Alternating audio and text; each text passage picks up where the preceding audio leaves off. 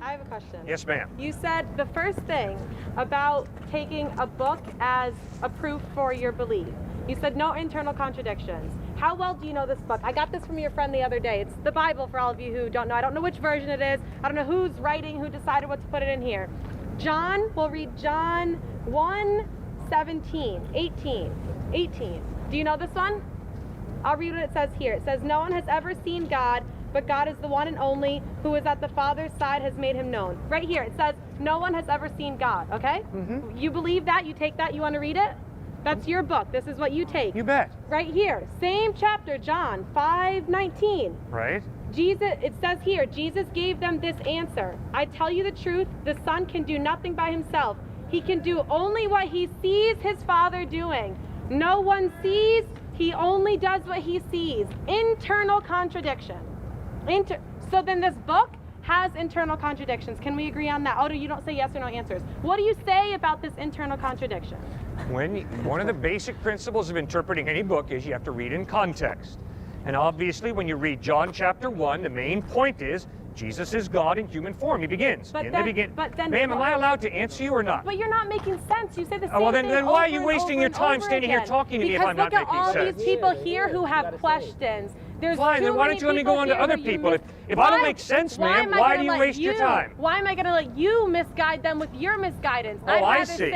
So you have to sort of be a parasite who comes in here and just feeds off the people who are listening to me talk? Absolutely, why not? You've already made a fool of yourself here anyways. Why, that's pretty sad. Why can't you just be open and honest and have an honest dialogue? Let me explain this. Yep, go ahead. Okay. Explain this.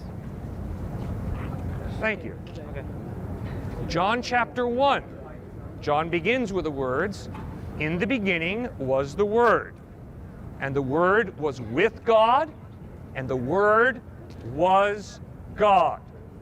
Crystal clearly, John 1:1 is stating the deity of Christ. The word there is Christ. The Greek word is logos. Obviously, by reading John 1, you know he's talking about Christ. Obviously, he's hearkening right back to Genesis chapter 1, verse 1, which says, in the beginning, God created the heavens and the earth.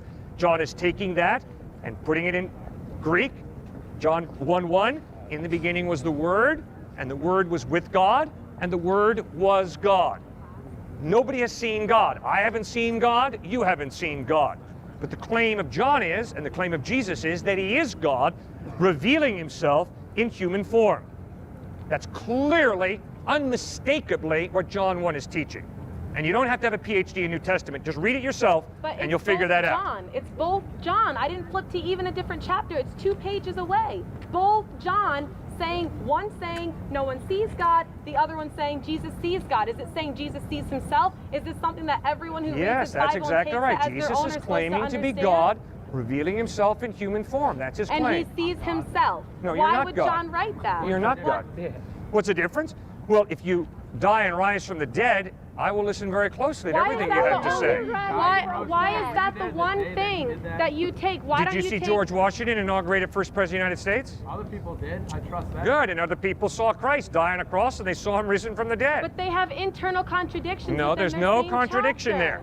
We human beings do not see God, but when God chose to become a human being in Jesus Christ, obviously Jesus knew the Father very, very intimately, very, very well.